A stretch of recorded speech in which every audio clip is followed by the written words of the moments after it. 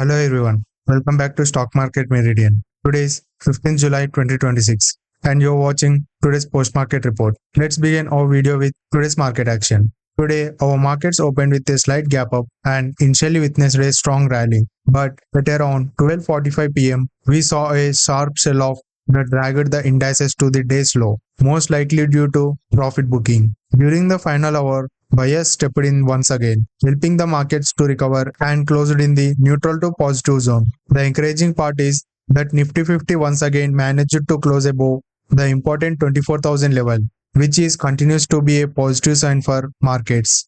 Talking about the sectoral performance, metal and IT sector emerged as the top losers in today's trading session, while PSU Banks and chemical sectors outperformed the broader market. Meanwhile, Brent crude oil prices cooled off significantly today, although geopolitical tensions in the Middle East continue to remain elevated.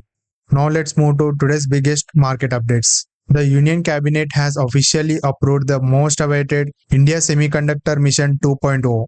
The government has sanctioned a massive 1.25 lakh crore rupees budget for the second phase, significantly higher than 76,000 crore rupees allocated during first phase.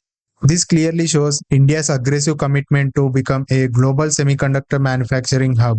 In another major policy decision, the operational tenure of the semiconductor mission has been extended from 5 years to 12 years, giving global chip manufacturers long-term policy stability and confidence to invest in India. Phase 2 will primarily focus on advanced semiconductor nodes, advanced packaging technologies, domestic manufacturing of semiconductor equipments and materials, along with encouraging indigenous chip design and intellectual property development. And the cabinet has also approved a new investment policy for the urea sector aimed to reducing India's dependency on imports. Under this policy, 7 new greenfield and brownfield urea plants will be established over the next 8 years, increasing domestic production capacity by nearly 10 million tons. The government plans to promote domestic coal gasification instead of imported natural gas, which is expected to be reduced fertilizer subsidy by more than 10,500 crore rupees annually. And to protect farmers from global price volatility, the government has also approved the continuation of urea subsidy for financial year 2025 and 2026, ensuring stable fertilizers prices while domestic capacity is being expanded. Before moving further, here's a quick reminder. Every morning before the market opens, I upload a detailed pre-market report, and also every evening after market close, I bring you a complete post-market report covering global markets, company updates, economic developments, geopolitical events, commodities, and everything that can impact the Indian markets. So if you don't want to miss any important market updates, make sure to subscribe to Stock Market Meridian and press the bell icon. Now let's continue. Morgan Stanley turns extremely bullish on PSU oil companies.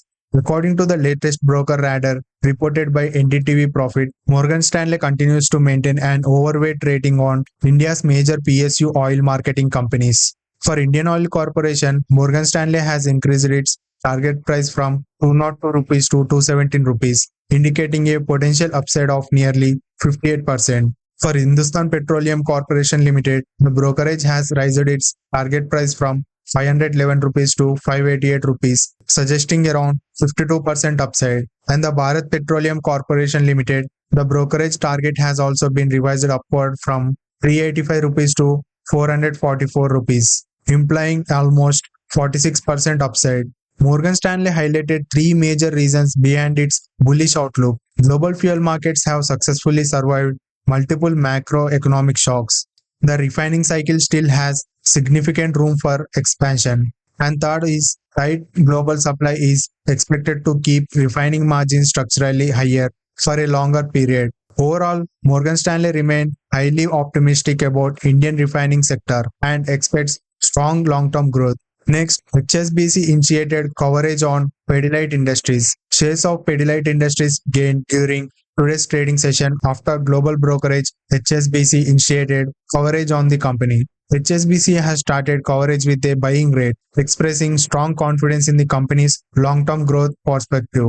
Following this announcement, buying interest increased sharply from both institutional and retail investors. A fresh buying recommendation from a leading global brokerage further strengthens Pidilite's position as one of the India's strongest leader in adhesives and constructional chemicals. Next update is RBL Bank is set to be removed from MSCI India Small Cap Index effective from 16 July 2026. This exclusion is expected to trigger massive institutional selling of nearly $25 million, evaluating to around 200 crore rupees. The expected selling pressure is roughly equal to one day's average trading volume, which could create significant short-term pressure on the stock. According to the brokerage report, the removal is mainly due to reduced foreign investment headroom after the latest shareholding disclosures. So investors should closely monitor RBL Bank over the next couple of trading sessions. While RBL Bank is exiting the index, Torrent Pharma has received a significant upgrade. MSCI has increased Torrent Pharma's weight in the MSCI Global Standard Index by increasing both its number of shares and foreign inclusion factors. As a result, passive funds are expected to be by nearly $167 million worth of shares. Interestingly, this inflow equals nearly 5.5 times of Torrent Pharma's average daily trading volume. The changes become effective after market close on 16 July, so marking 17 July an important day to watch for the stock. Next update is DEE Development Engineers gained nearly 4% today, following its recent 300 crore rupees preferential fundraise. The company announced that 225 crore rupees will be used to repay debt, while the remaining 75 crore rupees will support further expansion and general corporate purposes. Management has also confirmed that it does not expect to raise any additional debt over the next 3 years. So the company is now aggressively focusing on high growth sectors such as nuclear power and data centers, while targeting a long-term revenue CAGR of 10 to 20%. Next, Ather Energy has approved a massive 1200 crore rupees preferential issue to fund its future expansion. The announcement pushed the stock over 8% higher during today's trading session. Hero MotoCorp, the company's largest shareholder, will invest 960 crore rupees, while the India-Japan Fund will invest another 200 crore rupees. Co-founder Tarun Mehta and Swapnil Jain are also participating by investing 20 crores each. The fresh capital will be used to expand manufacturing capacity, strengthening the fast charging network, and accelerate construction of Factory 3.0 in Maharashtra. Overall, this fundraise significantly strengthens Ather's financial position as competition in India's EV market intensifies. Next, Apollo Microsystems secured fresh order worth approximately 134 crore rupees from DRDO, Indian Navy, defense PSUs, state governments and private sector clients. Additionally, its subsidiary company Ideal Explosives Limited received another contract worth nearly 55 crore rupees, scheduled for execution over next 2 years. These new orders further strengthen the company's long-term revenue visibility. Now let's check today's company's results. ICICI Prudential Life Insurance reported a healthy set of quarterly numbers. Total premiums stood at 10,251 crore rupees, registering a 14.5% year-on-year growth, while declining 47.8% quarter-on-quarter, mainly due to seasonal factors, which is very common in insurance businesses. Net profit came in at 386 crore rupees. This is up from 27.8% year-on-year, but decline in 36.6% quarter-on-quarter. Net profit margin stood at 26.7%, improving from 24.5% in the same quarter last year. The value of new business increased to 571 crore rupees, growing 24.9% year-on-year. Also, cost to premium ratio stood at 21.8% compared to 21.2% last year. And last, saving cost ratio improved at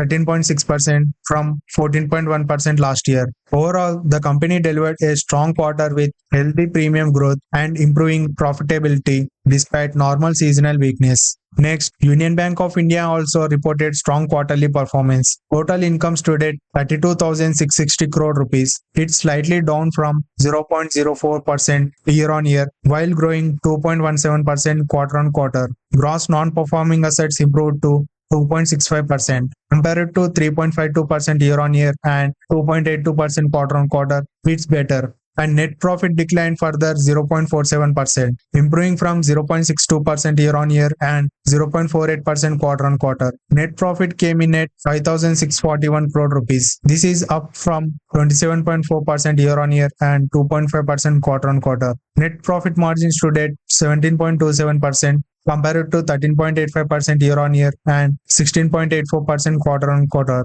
Overall, improving asset quality and higher profitability made this another stronger quarter for Union Bank. Next, Billion Brains Garage Ventures, which is a parent company of Groww, is also posted an excellent set of quarterly results. Grow's operational revenue stood at 1501 crore rupees, growing 66% year-on-year while remaining almost flat with a 0.26% quarter-on-quarter. EBITDA came in at 970 crore rupees. This is up from 100.8% year-on-year and also 3.4% quarter-on-quarter. EBITDA margin stood at 64.65% compared to 53.4% year-on-year and 62.3% quarter-on-quarter. Net profit came in at 735 crore rupees, rising from 94.3% year-on-year and also 7.1% quarter-on-quarter. Net profit margin stood at 48.96%, improving from 41.86% year-on-year and 45.5% quarter-on-quarter. Overall, Groww delivered another outstanding quarter with strong revenue growth, expanding margins, and exceptional profitability. As of the time of recording this video, only these three companies has announced their quarterly results. I will cover all the remaining important quarter one results in tomorrow's morning pre-market report. So these were all the important market updates for today. If you found this today's report useful, don't forget to like, share and subscribe to Stock Market Meridian. I will meet you again tomorrow morning with another detailed pre-market report. Until then, thanks for watching. Signing off. Bye bye. Jai Hind.